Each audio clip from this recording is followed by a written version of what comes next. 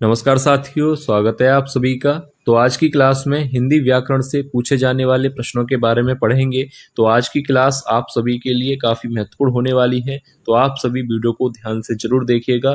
और जो भी विद्यार्थी चैनल पर नए हैं, पहली बार क्लास ले रहे हैं, चैनल को सब्सक्राइब जरूर कर लें, क्योंकि इसी तरह के प्रश्न चैनल पर डेली कराए जा रहे हैं, तो आप सभी चैनल से जुड़ सकते हैं। तो चलिए वीडियो को शुरू करते हैं और देखते हैं पहला प्रश्न।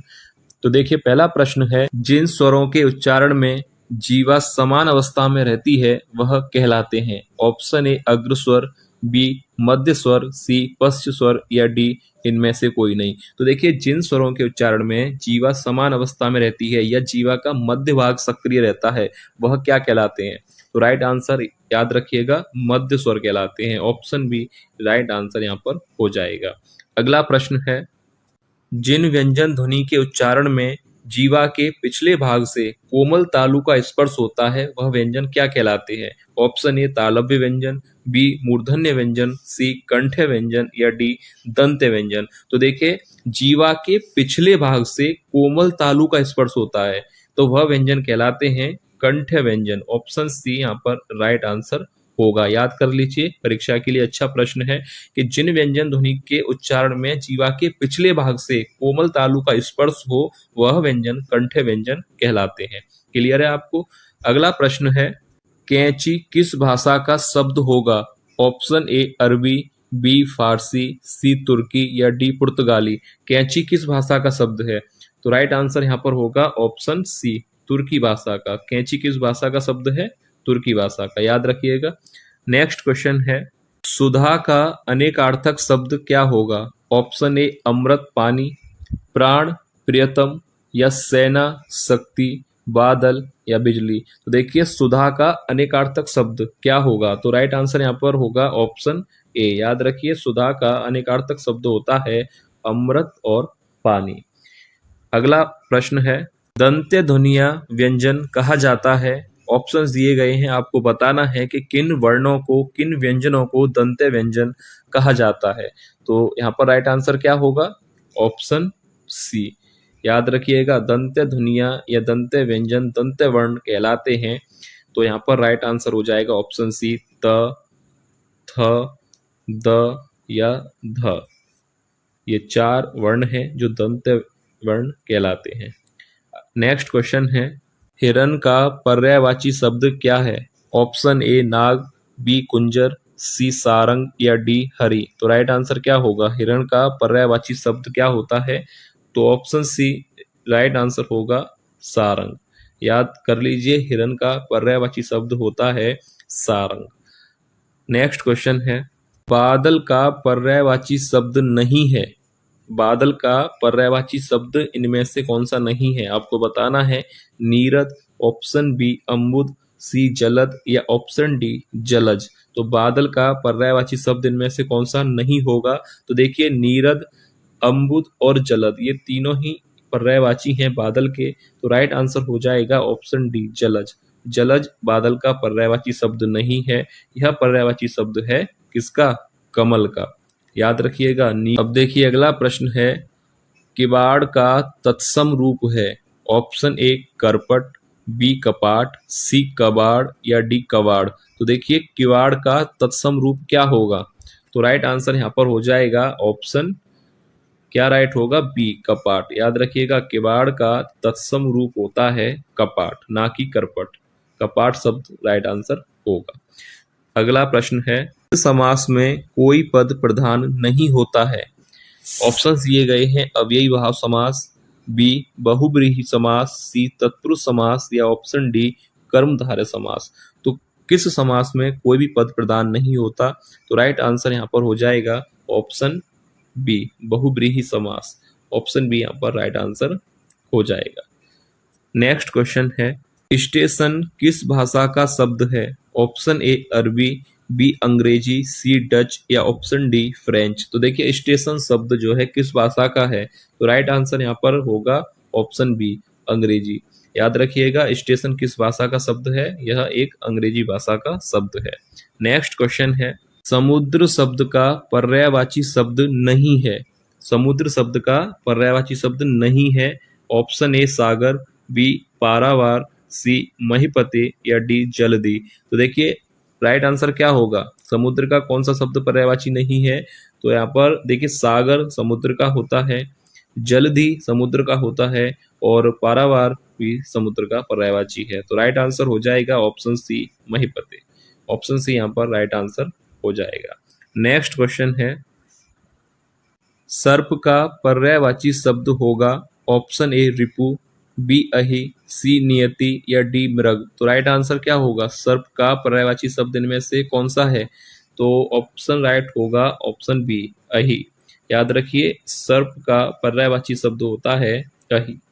नेक्स्ट क्वेश्चन है, सितार बज रहा था वाक्य में कौन सा काल है, ऑप्शन ए पूर्ण भूत, बी संदिग्ध भूत या सी अपूर्ण भूतकाल या ऑप्शन डी सामान्य भूतकाल। तो देखिए वाक्य को पहले आप अच्छी तरह से पढ़िए कि सितार बज रहा था वाक्य में कौन सा काल होगा, तो यहाँ पर राइट आंसर क्या होगा कि सितार बज रहा था, तो यहाँ पर अपूर्ण भूतकाल होगा। ऑप्शन सी राइट आंसर होगा।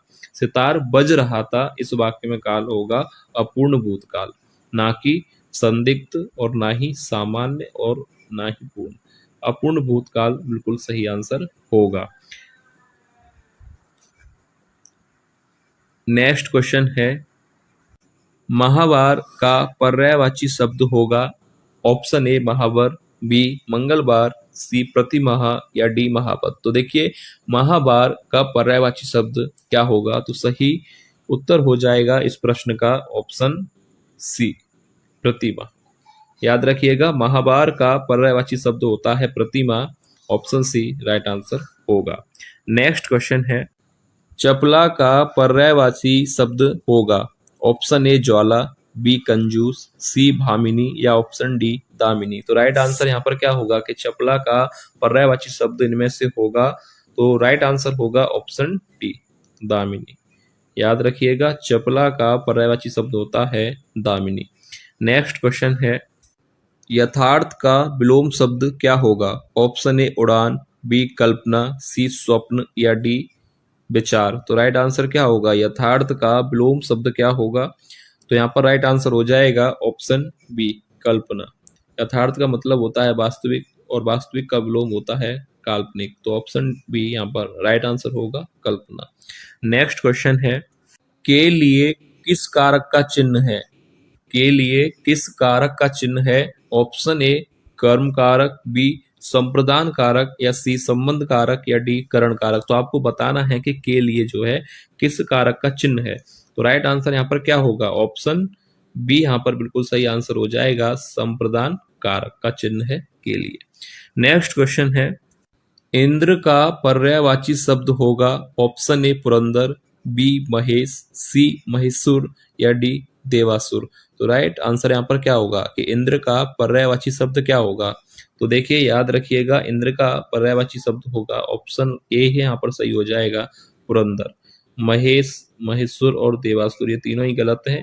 इंद्र का पर्यायवाची शब्द होता है पुरंदर।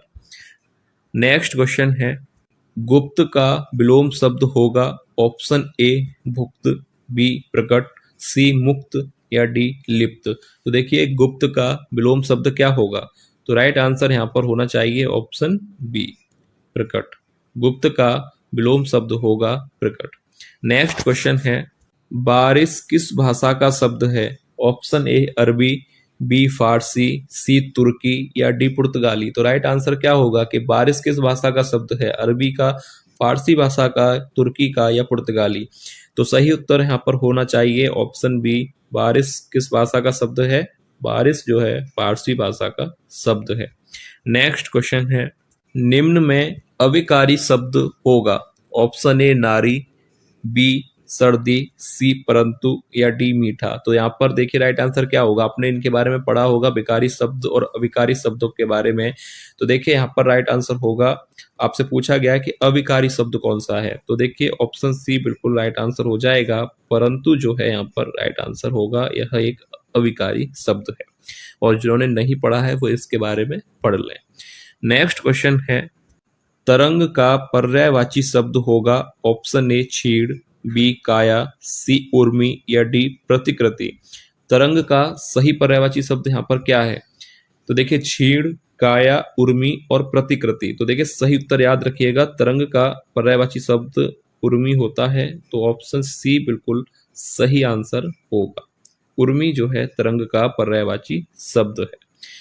नेक्स्ट क्वेश्चन है, हाथ का पर्यायवाची शब्द क्या है? ऑप्शन ए हस्ती, बी कुरंग, सी भुजंग या डी कर। हाथ का पर्यायवाची शब्द, तो देखिए सही आंसर यहाँ पर क्या होगा? तो हाथ का पर्यायवाची शब्द आपसे पूछा गया है, तो ऑप्शन ए गलत है, कुरंग गलत है, ऑप्शन सी भी गलत है। तो राइट आंसर हो जाएगा ऑप्शन डी कर। हाथ का पर्यायवाची शब्द क्या होता है? कर। ऑप्शन डी यहाँ पर राइट आंसर होगा। नेक्स्ट क्वेश्चन है, निर्वेद स्थायी भाव है। ऑप्शन ए करुण रस का, बी शांत रस का, सी अद्भुत रस का या डी हास्य रस का। तो राइट आंसर यहाँ पर क्या होगा कि निर्वेद स्थायी भाव है किसका? करुण रस का, शांत रस, अद्भुत रस या हास्य रस। तो देखिए राइट आंसर ऑप्शन बी होगा, निर्वेद स्थायी भाव है शांत रस का। बिल्कुल सही आंसर होगा ऑप्शन बी। स्थायी भावों के बारे में आप पढ़ लीजिएगा। जैसे यहाँ पर देखिए करुण रस का, तो करुण रस का स्थायी भाव होता है, मैं आपको बता दूं, करुण रस का स्थायी भाव होता है शोक।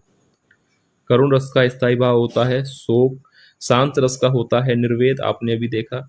अद्भुत रस का होता है आश्चर्य। याद रखिएगा क्योंकि इन पे प्रश्न बन जाता है और एक एक प्रश्न परीक्षा के लिए काफी महत्वपूर्ण है। हास्य रस का स्थायी भाव क्या होगा? तो देखिए हास्य रस का स्थायी भाव होगा हास। एक बार इन सब के बारे में आप पढ़ लीजिएगा, और भी हैं। और तो निर्वेद का स्थायी भाव क्या होगा? निर्वेद स्थायी भाव है किसका? है शांत रस का। नेक्स्ट क्वेश्चन है, गांठ का पूरा मुहावरे का अर्थ है। ऑप्शन ए बेईमान, बी लापरवाह, सी ईमानदार या ऑप्शन डी मालदार। तो देखिए गांठ का पूरा, इस मुहावरे का सही अर्थ क्या है? तो ये वीडियो का लास्ट प्रश्न है और यह एक टेस्ट प्रश्न है जो आप लोगों के लिए दिया जा रहा है। हर वीडियो में एक प्रश्न दिया जाता है आपको, तो ये जो प्रश्न है वो आपको बताना है कि गांठ का पूरा मुहावरे का सही अर्थ क्या होगा। तो जो भी राइट आंसर हो आप लोग कमेंट करके बताइएगा। और वीडियो अगर आपको पसंद आया है तो वीडियो को लाइक कीजिएगा।